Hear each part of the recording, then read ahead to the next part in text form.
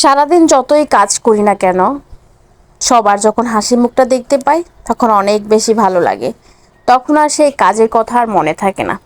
আসসালামু আলাইকুম, hello everyone, কি অবস্থা সবার, কেমন আছেন? আমি চলে আসলাম আপনাদের আয়াজের মা। আপনাদের এই ভালোবাসা কখনোই শোধ করার মতো না। আজকে আমার বাসায় অনেক গেস্ট আসবে, তো গেস্টের জন্য আমি করছি এখানে চিকেন করছি, তারপরে গরুর মাংস রান্না করব। আর গরুর মাংস সকাল থেকে আমি ভিজে রাখলাম। আর দেখেন এই যে আমার রান্নাটা কমপ্লিট হয়ে গেল। আসলে সব সময় চেষ্টা করি যে রান্নার আগে এই কিভাবে রান্না করছি না করছি ওইগুলো একটু ক্যামেরায় বন্দি করে রাখবো, কিন্তু সে আর হয়ে ওঠে না, জানেন তো। এক হাতে এতগুলা কাজ করতে হয় সংসারে, এত মানুষের জন্য আয়োজন, যে কখন যে ক্যামেরাটা ফিট করব, কখন যে ভিডিও করব। কারণ জানেন তো, ক্যামেরাটা যখন আমরা ফিটিং করে কোনো কাজ করতে যাই তখন অনেক বেশি সময়ের প্রয়োজন। আর আমার তো হুটহাট করে মেহমান চলে আসে, আমার ওই যে ক্যামেরা ফিটিং করে কাজ করার ওই সময়টা আর হয়ে ওঠে না। তাই আপনাদের সাথে আর ওই ভাবে শেয়ার করতে পারি না।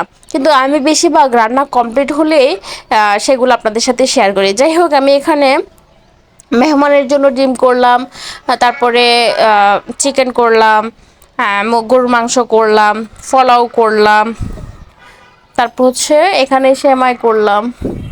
সব কিছু রান্না বান্না শেষে আমি সুন্দর করে টেবিলে সব কিছু সাজিয়ে দিলাম। যার যেটা ইচ্ছে, যে সেমাইটা পছন্দ সে সেই সেমাইটা খাবে। এবং নাস্তাতে তো আরও কত কিছু ছিল। আর তাছাড়া আমি রান্নাবান্না সব কিছু কমপ্লিট করার পরে সুন্দর করে টেবিলে সাজিয়ে দিলাম। আর আয়াজ দুজনকেই বলছি, তোমরা টেবিলে সব কিছু দেখো, কোনো বিড়াল যেন না আসে। তো তারাও বসে বসে দেখছে। যাই হোক, মেহমান আসলো, খাওয়া দাওয়া করলো, করে মেহমান চলে গেল। আমি বিকালবেলা একটু রেস্ট নেব, কিন্তু সেই রেস্টটার সময় আর হলো না। জানেন তো, হঠাৎ করে দেখলাম যে ফ্রিজে পানি ছেড়ে দিল। গিয়ে দেখি ফ্রিজের অবস্থা তো দুরবস্থা হয়ে গেল। হঠাৎ কেন পানি ছেড়ে দিছিল বুঝতেছি না। তারপরে মনে হলো আয়াজ সারাদিন তো ফ্রিজটা শুধু খোলে মারে, এই জন্য হয়তো রাবার লুজ হয়ে গেছে, এই জন্য ফাঁক হওয়ার কারণেই হয়তো পানিটা ছেড়ে দিছে। তো দুধগুলো অনেক বেশি নষ্ট হয়ে যাবে, যার কারণে আমি কি করছি, দুধগুলা দিয়ে সেমাই করে রাখছি। যদিও অনেকগুলা সেমাই এমনি আছে, তারপর বললাম, মনে করলাম যে সেমাই করলে হয়তো ওটা খাওয়া যাবে, কিন্তু এমনি তো দুধগুলো নষ্ট হয়ে যাবে। ফ্রিজটা তো ঠিক করতে একটু সময় লাগবে। তো আমি যে কথা সেই কাজ, সেমাইটা সুন্দর করে করে নিলাম। আর আমার জানেন তো, মানে কোনো একটা কাজ করতে, সেটা যদি সুন্দর করে না করতে পারি, আমার না কোনোভাবেই সেটা ভালো লাগে না।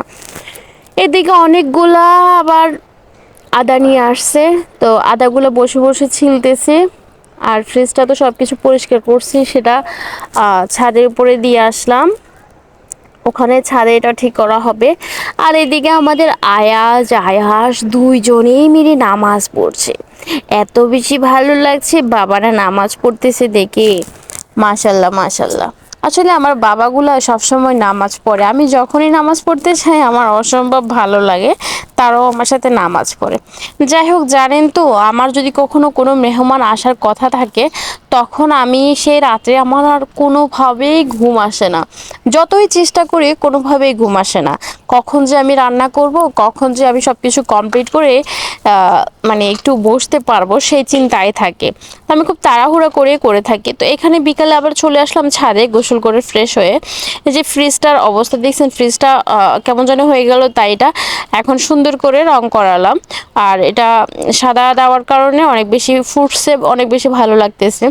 আর ফ্রিজটা এই যে ঠিক করা হয়ে গেছে, সকালবেলায় বাসায় নিয়ে যাওয়া যাবে।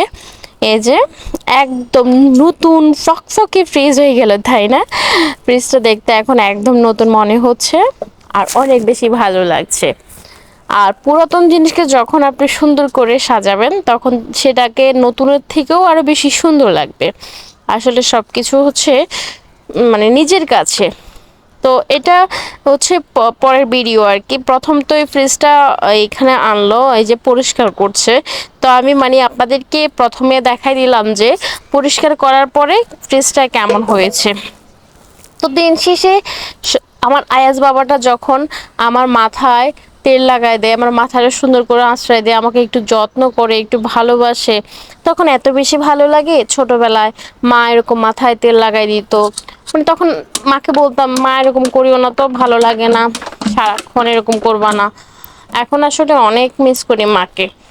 এখন আর ওইরকম কেউ আর মায়ের মতো যত্ন করে না। যাই হোক, আল্লাহর কাছে হাজারো শুক্রিয়া। আমার আয়াস বাবা আমাকে অনেক বেশি লাভ করে, আমার অনেক বেশি যত্ন নেয়। কখন কি প্রয়োজন না প্রয়োজন আমার সাথে সাথেই সব কিছু কাজ করে। আমি তো অনেকগুলো ভিডিওতেই সেটা বলছিলাম, আপনারাও শুনলেন। এবার সন্ধ্যার সময় বের হয়ে গেলাম মা ছেলে মিলে একটু বাইরে হাঁটার জন্য। আর আয়াস বাবা তো শুধু হাঁটে কি, দোকান যেটাই দেখে সেটাই ওনার প্রয়োজন হবে, কিছু না কিছু সিনে নিবে।